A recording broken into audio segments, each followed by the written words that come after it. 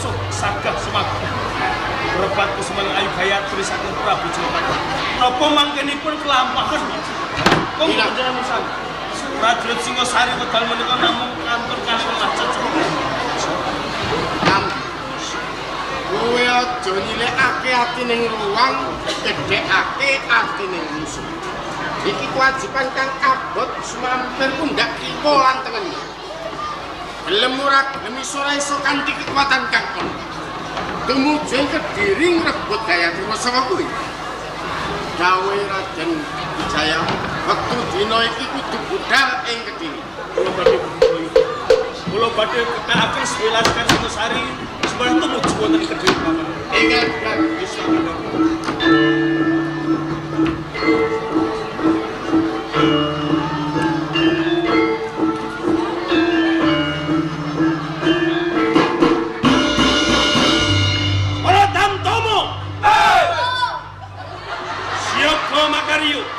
Ngesti sanjoto lumaksana wakito-kito bebarengan tumuju ing kraton Kediri.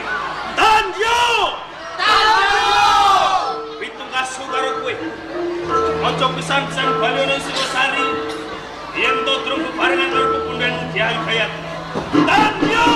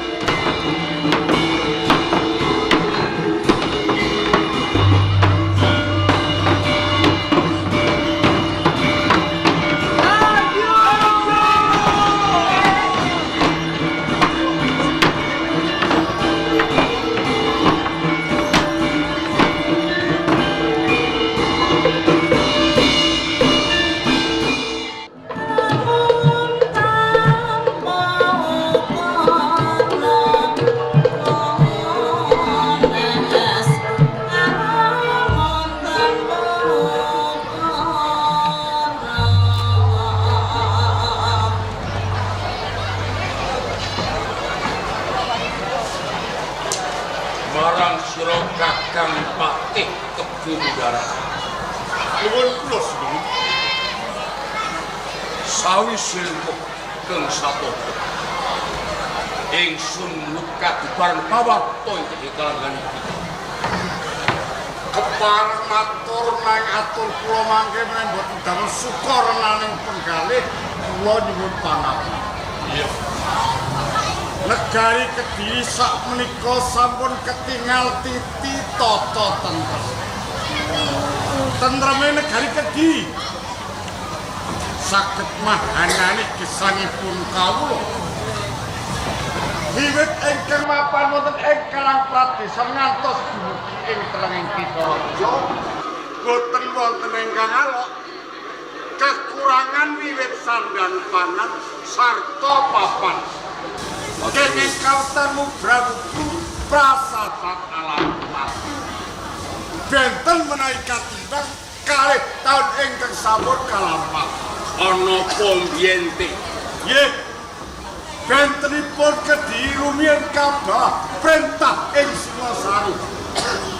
Rikala Singasari diasta dening Sang Prabu Sri Kertanegara. Kertanegara dadi ratu niku boten nenggalaken uripe kawula. Senengane perang lan perang ngrebut negarane tangga utaminipun. Wiwit Bandar Pamalayu, Jambu Dipa Swarna Dipa, Malaka lan Kamboja. Niku nyarengi taun 1268 Kertanegara ginakaken program politik Nusantara.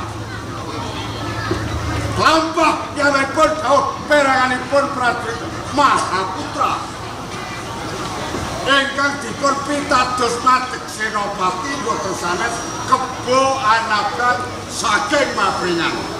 Kalebah lumuruk ing Bandar Pamalayu. Nanging dereng sedaya negari sami manungkul niku nyarengi sedanipun Sang Prabu Sri Kertanegara. Menika leres sasedanipun Sang Prabu Kertanegara sedaya kawula wonten ing Kediri sami surak pambotoripun. Jalaran menika satunggaling pangarsa ingkang boten saged tinulada dhateng sedaya para kawulanipun. Piyambakipun sok seneng ngujawaraken ngumbar hawa nafsu lan tumindak tur angkara. Mila tinggi kawestanan nempuh ujaring bebasan gajah mitak rampah. Saben-saben piyambakipun damel peratan wonten ing negari tansah dipun terak piyambak sinuwun. Nggih ngaten menika Sri Kertanegara. Diajeng wong ayu karaning Sun Trubali. Lenggah mudhadhep oke nayuka lan kawula. Siramu tanes bawa apa kang dalih Diajeng Trubali.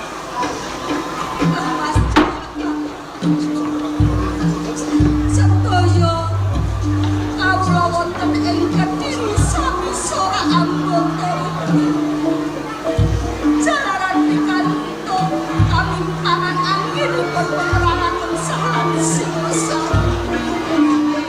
Nanging kapas jaya kata lan kerasan rasa. Wonten suci wanita ingkang maraipun anjur.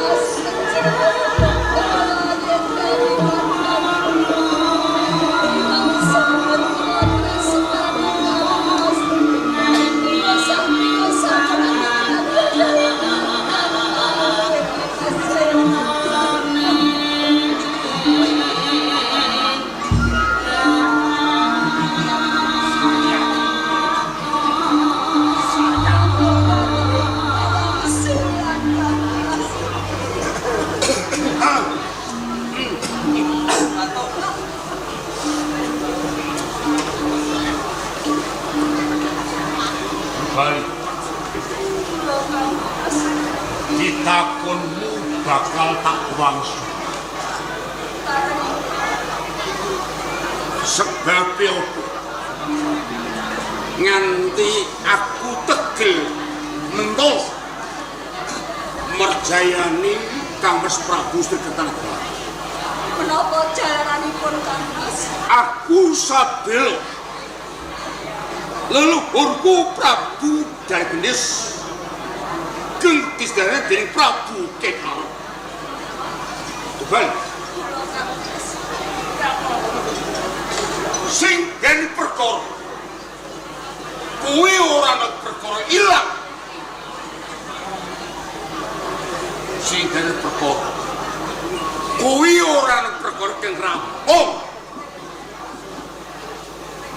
sakitan sing duwe perkara kuwi mati lang dadi lemah. Taun ono Widrana. Anak putune tetep ana geng padha ora nerima. Waduh. 70 tanpa sekepungkur. Kuwi ngepasi taun 1228. Kuwi ana lakon perang ganter inang desa ganter. Kuwi ditimbulke Prabu Kenarok lan Prabu Kertajaya. Tuwing perang kirami gegemuran dan negeri kuku ting palagan berbalik. Monggo Kertajaya kekagungan putra yang adipati Jaya Saba. Jaya Saba kuwi kagungan putra bapakku Astra Jaya. Dene Astra Jaya kae kuwi kagungan putra ingsun Prabu Jayakatwang. Dene Kenarok kae kagungan putra Prabu Anusapati.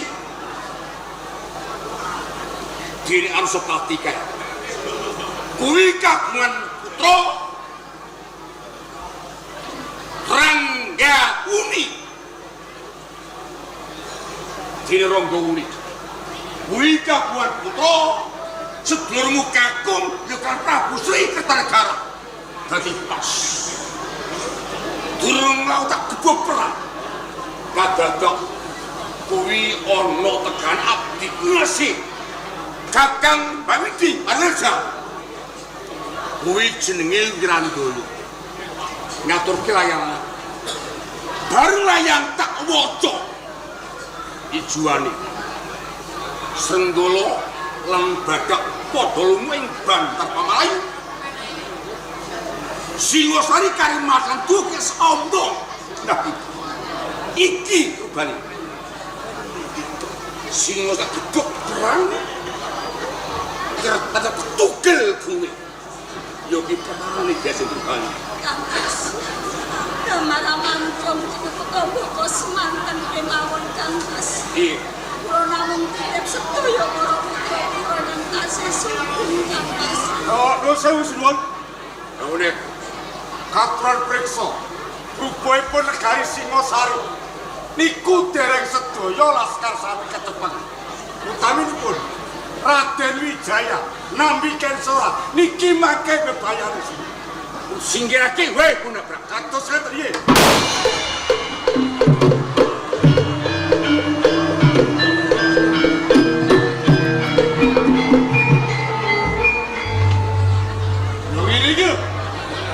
Kamu lagi nak murang toto.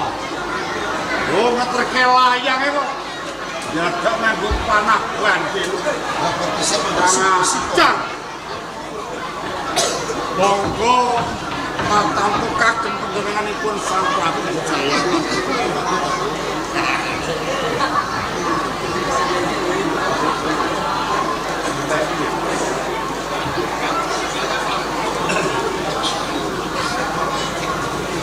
Ketinggalan sih. Oh, wale. Orang yang buka cotingan.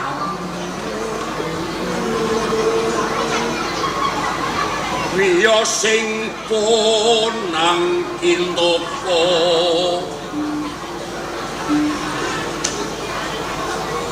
katur ratu ing tanah Jawi. Sang Prabu Jurak ngetok kagem dari Sang Prabu Jayakatwang. Jayakatwang genglinangkung Cedha wong linuwe kok. sampun kasuda. dasar putrane Ngawirya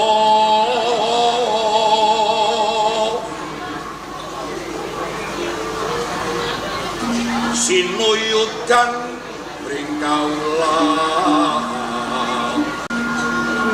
pun cacak Ratu Adil Poromarto sinembah sesami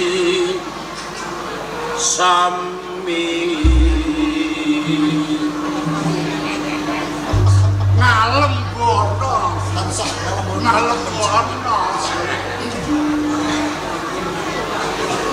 Siapa bajute suwon isi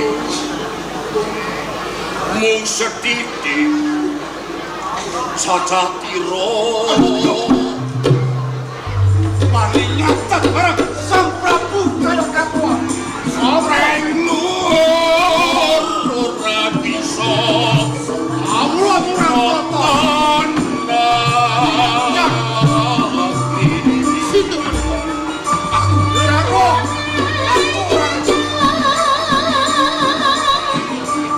Sapa sira sapa ingsun dasar kuno ing susila nyata yati kudu turasing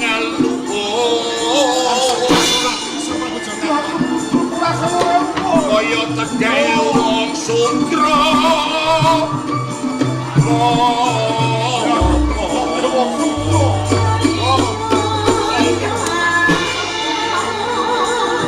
andipun lawe sakit lawe marat lawe sugih kendel Bonawani ngasih Gusti Prabu Jayakatwa banget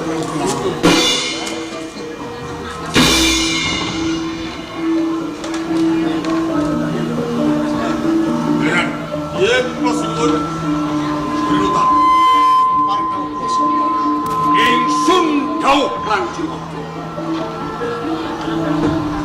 Kediri disungi Wiyapeh kok dekat ketemu kowe aja bali Kediri tanggo nggawa bandane Raden Wijaya mungkin surah nampi lawan Triaki Sadiwara